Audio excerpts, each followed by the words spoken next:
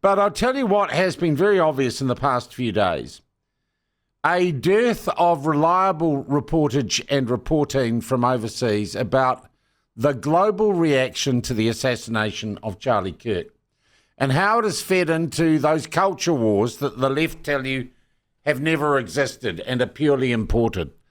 One New Zealander who has been at the centre of one of the big events since Charlie Kirk's assassination is Brian Tamaki, who was involved in that huge march in Britain, and I am going to call it at about 600,000 people. Some people have said 3 million, but the mainstream media have said about 110,000 more. Basically, they said Nazis because that's what they always say.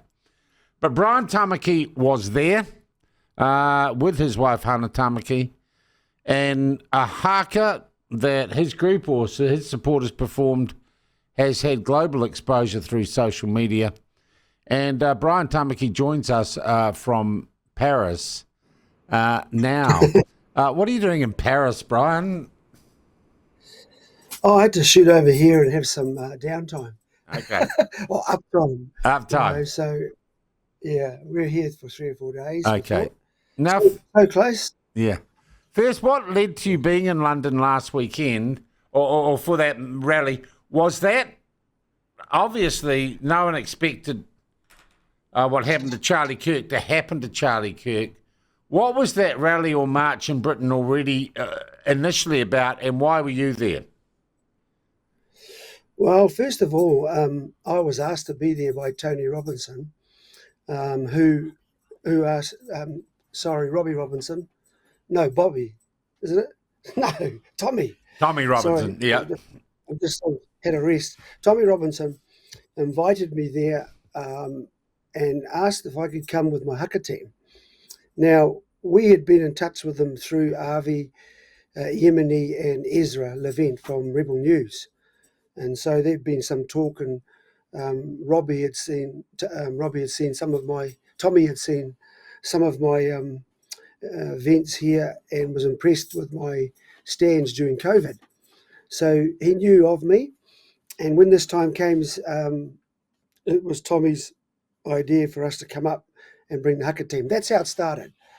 And so from there, we went to and be a part of one of the greatest or the biggest probably demonstrations in British history. You say 600,000, I could tell you it was over 1 million. It would be probably 1.5 million. Well, it was described here by legacy media as alt-right or an anti-immigration march. You were in it. What was it? Oh, God. Well, it wasn't an anti-immigration march as such. I think it was a march where people now have come to the point where they don't have to put up with bad governments who no longer are concerned with the people. And I think that's something that's quite rife right across the Western countries with governments. We've got governments that are really poor in their way of looking after their own people. And immigration is a part of it. Illegal immigration is something we want to get rid of.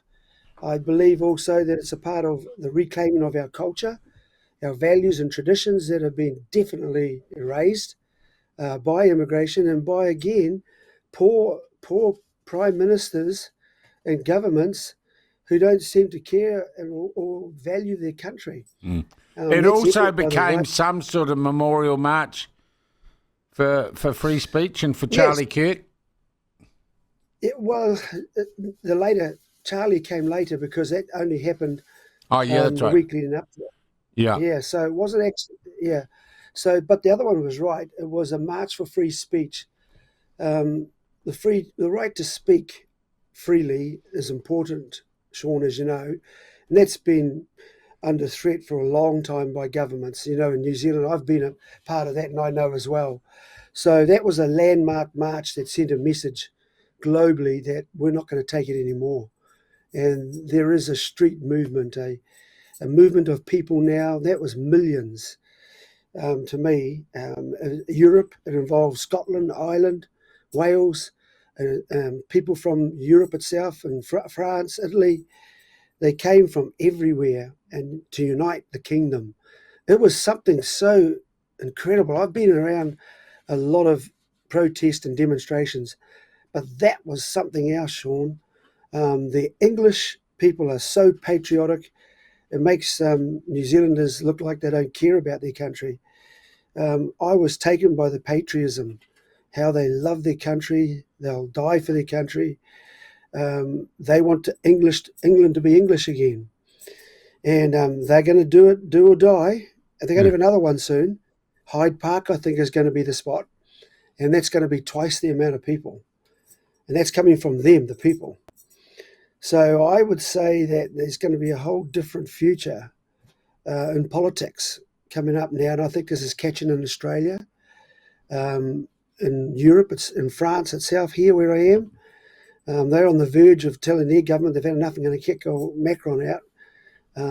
People have just had enough. They don't want anything to do with a government or previous governments and parties that actually were the cause of the problems. They don't see them as having the answers. Do you intend to bring that sort of level of activism back to New Zealand with you? Well, I think Tommy was basically said, you're doing it. I said, well, to a certain extent, but it's a lot more difficult than you think. In New Zealand, they weren't not ready to, I don't think they're ready yet to take it to the streets in that number. But it doesn't take much to tip the scales. I do think Charlie Kirk's death has brought a new era of spiritual awareness, as well as awareness to their kids, their future families, where it should have always been. But I was a part of the vigil in London that actually came up the day before, or the evening before the actual 13th of September big stand in London. So we got in touch, and they wanted us to be there and help them. This was Turning Point. This is Charlie's ministry. So we went along, and I sent my team along at that point because I had a dinner that night with Tommy Robinson.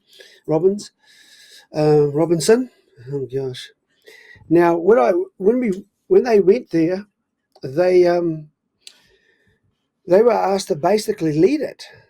That was my son and a few of my pastors and all my Haka men in just mufti clothes. So they asked Sam if he would open it, and just recognised that he knew us from seeing various protests I've been involved in the past. So they did, and that was a moment of incredibleness, because when Sam spoke and they ended with a Haka, people had tears, and the British and Irish and Welsh, it was all sorts of people there, just loved it. And that's the one thing I can say.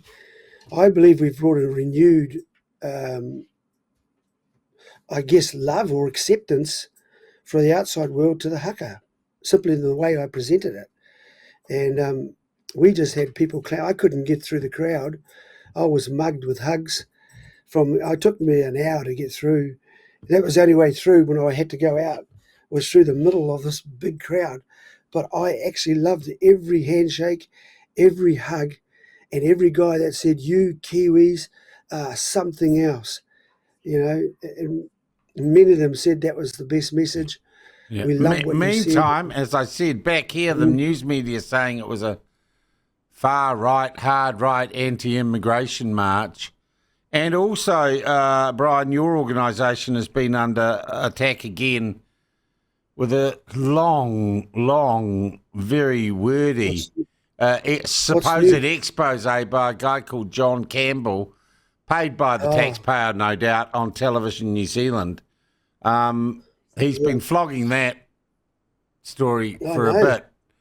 What do you say to John Campbell? He's got a real hard on for me, hasn't he? Yeah. I don't know. I don't. You know what? People say,